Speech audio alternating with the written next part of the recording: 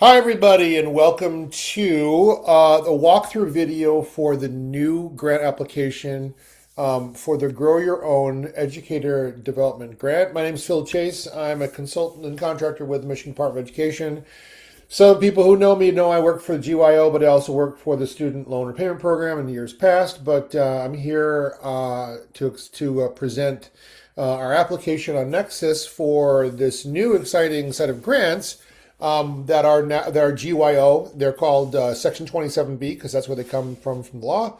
And it is a kind of a new, if you will, shot in the arm for our Grow Your Own project. So I'm happy to present the application process. Again, this is on Nexus. And by the way, before I forget to mention anything at all, the instructional documents, we have some nice, pretty instructional documents on our website. So a good idea is to go along with the video and the instructional document. Both of them should help you make a successful application on Nexus. So once again, this is the Nexus, not on GEMS Mars. Past years of GYO have been in GEMS Mars. We actually set this up at Nexus for you. So what you're going to want to do is have the correct level of access to get into Nexus. And what you're doing is you're looking at My Opportunities. If you're the first-time user, first-time applicant to the grant funds, you're going to want to scroll down to Grow Your Own Educator Development. You can see that in the highlighted bar there. And once you begin it, you can finish the application. If you save it and you don't submit it, you will find it in My Tasks. You'll find I have like a bunch of different entities here, but that's my screen. Your screen will just say the name of your entity. So with apologies to Holt Public Schools, I'm going to go ahead and use you as the example here. But once again, you're looking for the Grow Your Own Educator Development 27B application in the My Tasks once you start it, in My Opportunities when you start for the first time. All right, let's go ahead and click on the name of your district, and then you'll see a number of different pieces of information. Actually, let me go back here a minute and let's find it together. Let's go here. And what you're going to want to do is you want to click on the name of the code for the application right there. Okay, let's go ahead and do that. If you click on your name, you can change the data. Anyway, so this is what the application looks like. You're going to be placed in the document overview screen when you get there, but you want to make sure it's GYOED 2026 over here. And in fact, if you hover over that, you'll actually see the name of the grant. So make sure you're on the right one before you do anything. If you're not already familiar with how Nexus works, it has a little train track, almost looks like a subway track of how your application is proceeding. Plus, it also will track whether or not modifications are required or they're in progress. What we often say to people is check back at Nexus, because sometimes people ask us like, hey, what happened to my application? Or hey, what happened to my report? And we say, well, take a look at the document overview to make sure you know maybe it was sitting at a stage asking you for input. So anyway, this is the overview you'll see. I've been playing with this a little bit, so I'll go through here and maybe unsave a few things, but I wanted to test it first. At any rate, you'll see on the left-hand screen, you're going to see a number of different areas for the application that got set up. You've got forms, you've got general information, you've got program assurances, and you've got program information. If you have already also you have tools, and if you have a certain level of access or certain point in the application process, it might also ask you for a budget. The budget stuff, if you see the budget, we have a separate instructional document for the budget. I'm not going to cover the budget in this. I'm just going to go through the basic applications so you get the idea of basically how to set it up and also how to prepare for it, because there are some preparations you need to make, including documentation, before you submit the application. So let's go ahead and start with the forms here. The cover page, some of this is kind of boilerplate information, but it's still good to know. You do have to scroll down and find a main contact person, and you'll see that your people show to be preloaded because Nexus should already have current information on your district. And if you want to change it, there's other functions in Nexus to update that. So I'm just going to go ahead and do a couple of sample people. And remember, anytime you are on a page and you're done with it, do not forget to hit save. That save button is your friend. We've seen many applications stall out and people give us, people write us messages and say, hey, what's happening to my application? Come to find out they just missed save on one or more pages. All right, so let's go to assurances and certifications next. I'm going to show you, it's going to be blank for right now, but I'm going to show you, I'm going to fly in a graphic right now for what it is. Remember, after you read it over, you have to hit save. I'm just going to go ahead and hit save. And then important information is about the grant itself. This is blank right now, but I'm going to fly in a graphic. Here it is. And once you read it, hit save. Before you hit save, though, there are some very important aspects to the Grow Your Own grant. You're going to see if you are a Grow Your Own grant grantee from previous rounds, which was funded by the federal government, as well as a little bit from the state back in 2023. You're going to see some similarities. Definitely read this through, because even though it's the new grant source, it's a different grant source, we are using many, but not all, many of the understandings and conventions and rules from previous grants, because we want continuity. So I'll leave this on the screen for a moment, but when you're done reading it, go ahead and hit save. And then the next thing is to review grant selections. This is very simple. You're just going to hit apply now and hit save. And now you can go to general information. The general information is actually if you are, you have been invited to be, or you would like to invite somebody else to be part of a consortium or building. So it's either consortium or building level. I'm going to just go ahead and I'm going to kind of like skip over this a little bit, because we actually loaded in instructions on the page itself. And then there's a little bit more about this in the instructional documents. For our purposes, I really want to get to the meat of the application in this video. I don't want it to be too long, so I'm going to leave this off. Basically what it has is it has a search thing. So for example, if you put in a keyword and hit search, you can then click on the entity that you want to either invite or be invited by. The acceptance is if you got invited to be part of a consortium. So I'll just show that right now. I'm gonna go ahead and skip it. Let's go down to program assurances. So the program assurances are different. They are actually from legislation, and we are going to ask you to read carefully. But we took them also from previous stuff, but they're kind of new. So read carefully, and when you have agreed to all of them, go ahead and just click in the checkbox for each one. But remember, hit save. I'll go ahead and do that. And now let's go to program and information. So this is where, this is the meat of it. Oh, look at that. Budget actually did pop up on my screen. This is good. So I can actually show you the budget if you don't mind. I'll go ahead and do that. So for the program information, the first thing you're going to do is figure out which tier are you applying for. This is where I have to stop a minute and explain that districts upon application are going to be expected to self-select into tier 1, tier 2, tier 3. You can absolutely read the paragraphs we have here on Nexus, but a better place to go would be our website. And the website for GYO, on the website we put a nice little table that explains what a tier 1 entity would be, a tier 2 entity, and a tier 3 entity. They all have different requirements under statute, and we explain it again on our website. I won't really go through too much detail right here on the video, except to say that based on your choice, right, the rest of this section is different, right? So it changes because of how the statute was written. So I'm going to skip tier 1 and tier 3 or tier 2. I'm going to pretend that this entity is applying for a GYO grant, but they're relatively new in the GYO game. In other words, for fewer than 2 years, right? And they may not have data available yet because they're just starting out. Maybe they're limited in scope for their GYO program, meaning just in their district, right? Now, you'll notice one thing that will come up, and I will explain in a minute, is that tier 3 applicants have to include a documented path to scale or expand the program. On our website, we'll have some assistance and some guidance for this. In fact, if you select tier 1, tier 2, tier 3, we're going to give you some guidance for all those key words or key phrases. So don't worry. But I need to stop here and tell you, definitely go to our website and look at our table and understand, are you going to be a tier 1, tier 2, tier 3?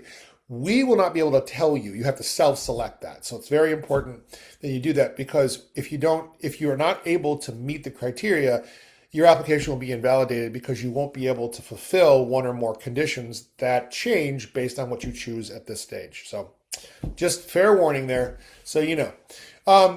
So let's go ahead. You're going to want to save that, obviously. Remember, save every choice you make or every page you complete. Let's go to organization information. This section for tier 3 just asks number of support staff projected to participate in the programming. That's number of teachers you intend to support with your GYO program. For tiers 1 and 2, there's more things to respond to. And those are all on our instructional documents. So again, for the purpose of the video, I'm just going to pretend I'm a tier 3, but please do take note. If you think you will qualify for tier 1 or tier 2, there are some different requirements, including what's asked for by the screen. So I'm just going to go ahead and say I've got 5 teachers, or 5 paraprofessionals. We got 5 people in the building who really would love to get their initial certification or their initial endorsement, and they would love to do it on a no-cost pathway, because who wouldn't? This is a great funding source, just like before. Our legislators have given this another shot in the arm. So I'm just going to say 5 here. I'm going to go ahead and hit save. You'll also notice that, by the way, every time you hit save, if you're unfamiliar with Nexus, every time you hit save, you're going to have a little check mark. It'll actually, if you hover over it, it says form saved. That's pretty helpful. Anyway, so let's go to eligibility information. This is eligibility verification. This is actually where in statute they actually have like the different conditions. Again, these are going to be different from tier to tier. So we just want you to be able to, we just want you to affirm that you meet all of the criteria. For tier 3, you've been in operation for less than 2 years. You don't have any independent evaluation data available on your current program, and you might not even have a program, right? It's limited in scope and geography, meaning you're just concentrating on your school buildings. And then the documented path. Now, the documented path says it includes documented path. I mentioned a documented path earlier on in the video. We'll give you some guidance, but we know districts are going to be like, well, how many pages? What does it have to look like? That's for you to decide. You want to put your best face forward on the application. So when we say a documented path to scale or expand the program, we're going to give you some guidance, but it is kind of an open assignment, right? It's kind of like one of these things where your college professor might say, okay, open essay 5 pages.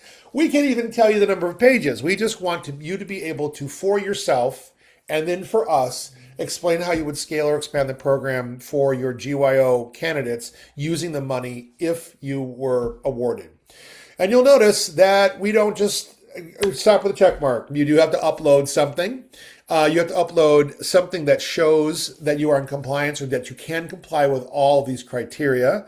I would actually say for tier 3, the first 3 are like self-evident, right? We're really looking for that documented path, right? But if you wouldn't mind writing up a statement or more for each of these 4, we need that at the minimum. Again, this may be competitive. You're going to be competing for dollars, so you want to make that path as clear as possible to us. It doesn't have to be pretty; it just has to be clear, because we're going to be doing reviews on this. So notice that we only take a few formats. Just read the directions for the upload. When you upload, you're going to give it a title. You're going to browse for the correct, file, and then you're going to just, drag the files there. Just use the on-screen instructions. It's pretty easy. But please know that, yes, we will be checking. Let's see, actually, if I save this, does it give me an error? I'm almost hoping it does, and this is kind of a nice thing I can show you. If ever Nexus says, hey, you didn't do a thing, right? It'll tell you. It'll give you an attention box, which is really kind of nice, because not every system will do that. This one is kind of a user-friendly. It'll flag issues and problems that are brought to your attention. So it says, first of all, I got to have a requirement, so I'm just going to give it a fake one if nobody minds.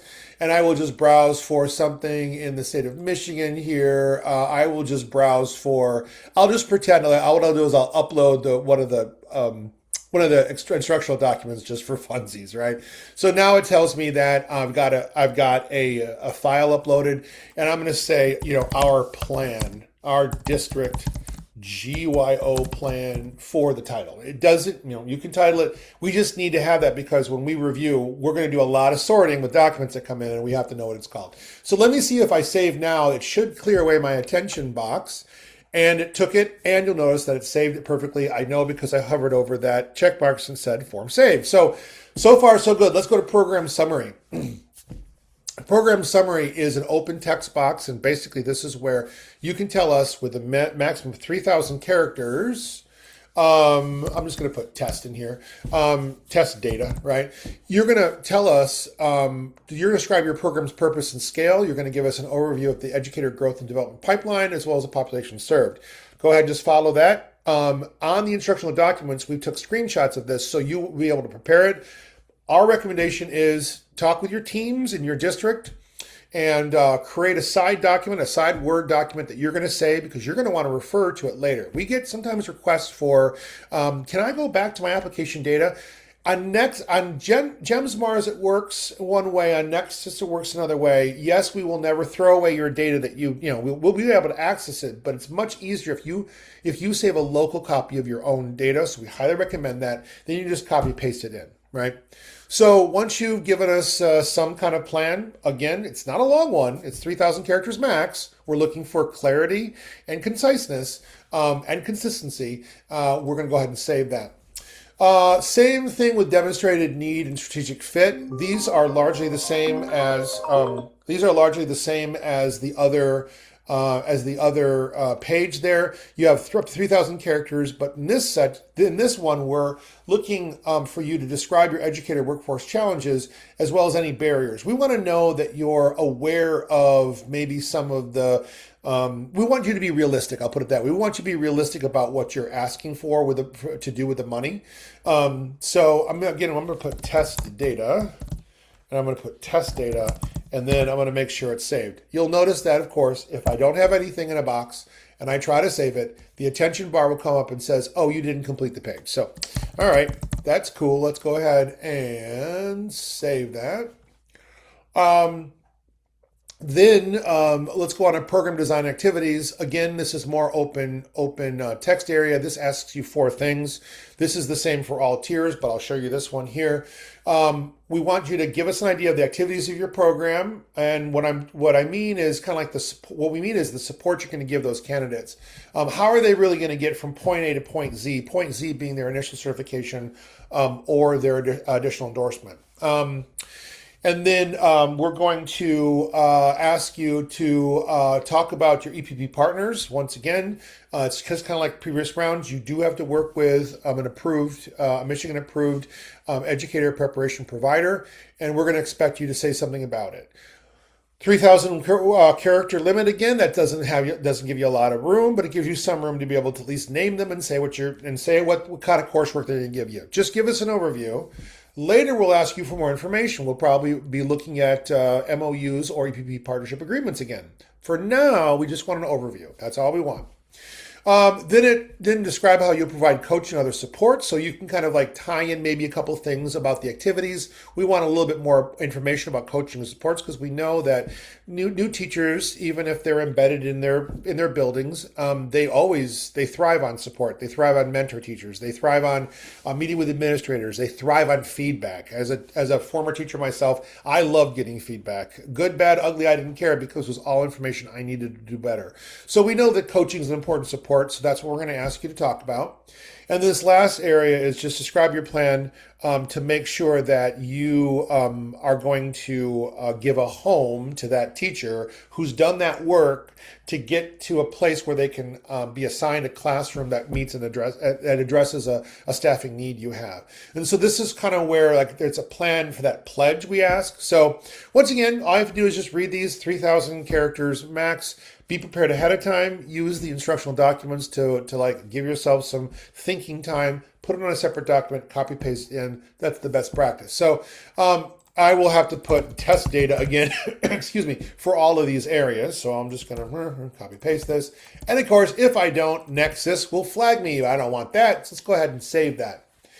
All right, let's take a look at the budget before we do anything like submitting this application. Let's take a look at the budget. So the budget pops up now that it knows what tier you're in, and it knows a couple of things about how you're going to organize your how many participants you have and how you're going to organize your program. You now can look at the budget. So I said at the beginning of the video, maybe I won't look at the budget, but now that I see it, why don't we go ahead and take a look at it? Why not? We're here. We're here together. This is quality time. If you click on budget summary, you will notice absolutely nothing, obviously, because there's nothing there. What people often don't do, we notice, is they don't go all the way to the bottom and fill this in first. You'll notice the red star means you got to fill it in, right? So if you pre-fill it in, you will avoid having a flag later. Don't worry if you miss this part, Nexus will tell you.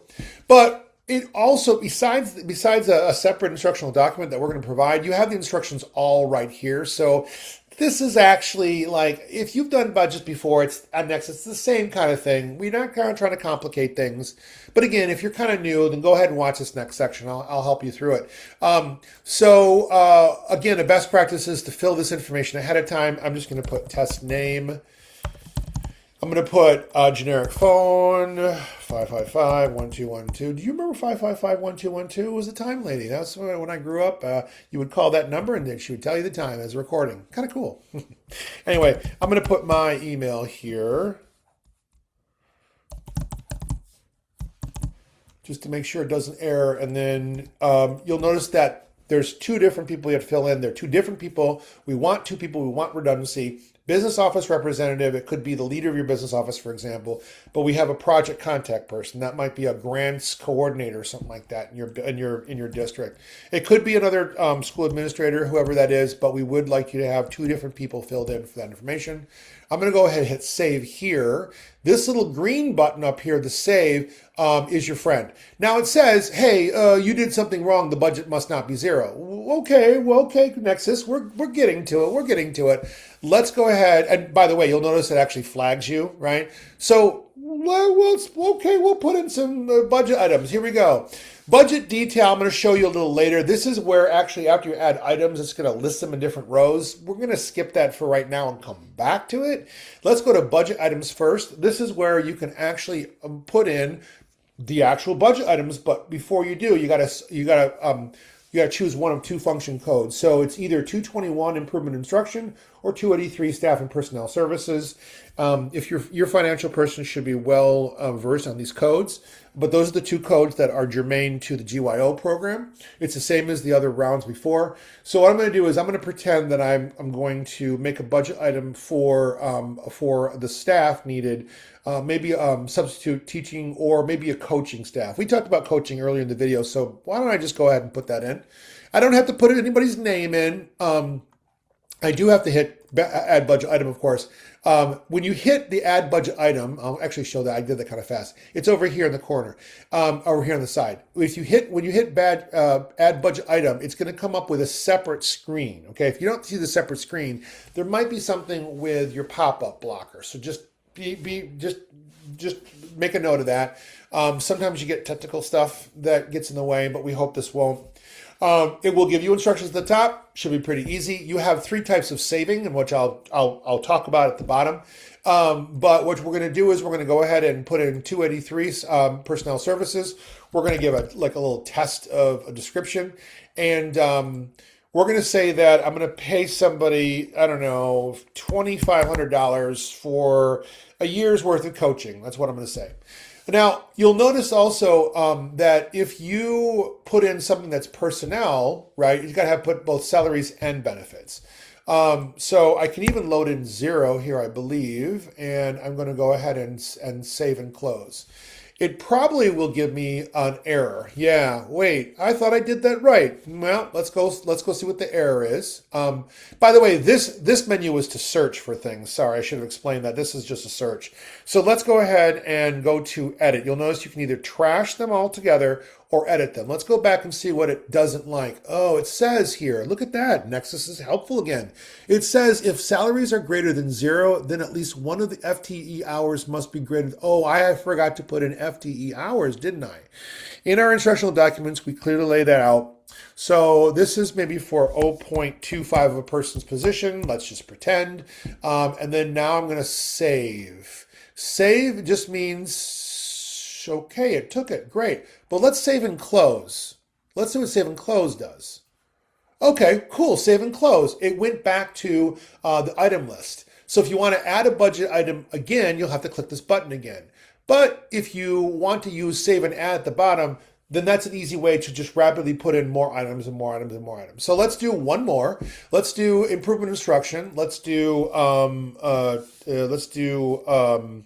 professional development. And let's say we're going to get a course of professional development. It's a purchase service. We're going to have somebody come in. No, even better, we're going to actually get some supplies and materials for our professional development.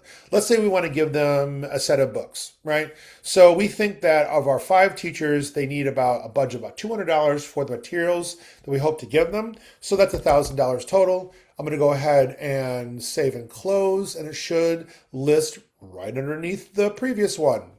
Easy, easy breezy.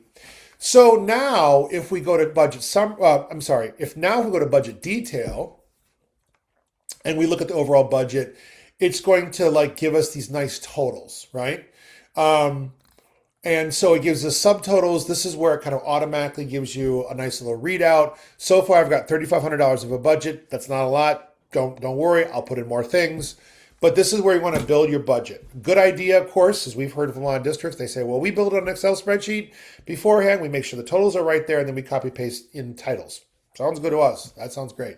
So let's go to budget summary, and let's see if there's any attention flags. There aren't, because I made sure I filled in this information, and now it's reporting everything that I have, that I had already put in. So I'm going to save this again over here.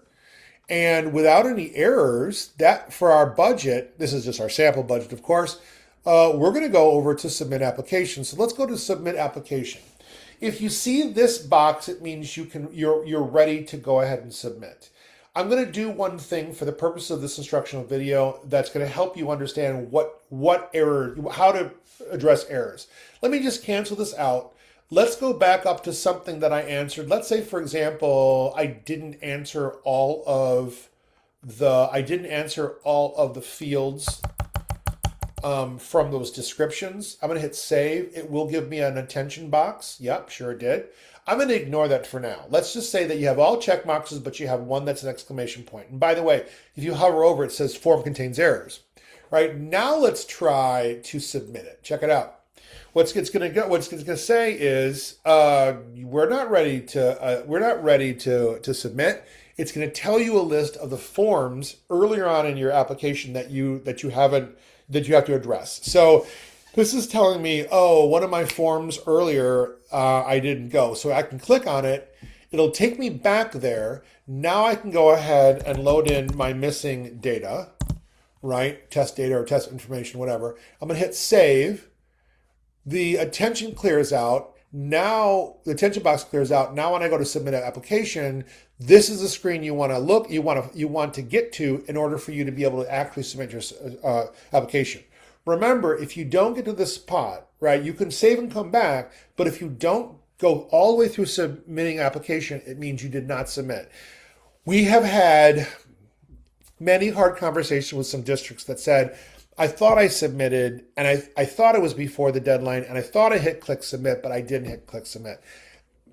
Sorry, if you didn't click submit, it counts as not actually submitted. This is very important. So the notes are optional. It just means if you've gone in and changed it, right? You might have, remember that train track we saw earlier? If you have a status change, because we might have to, in some cases, I don't know about this application, but in some cases we can actually kick back a form or an application for changes because we saw something. That's where you can put a note. Just ignore it for now, hit OK, and it should tell you that you have successfully applied. Yes, I know that because there's now a blue check in application submitted. So look at that, I did it properly. So that's about it. I don't really have a whole lot more to say except for take a look at those, make sure you have those instructional documents that are available from the GYO website. Thanks for watching, and we are looking forward to some great submissions for this newest round of GYO money.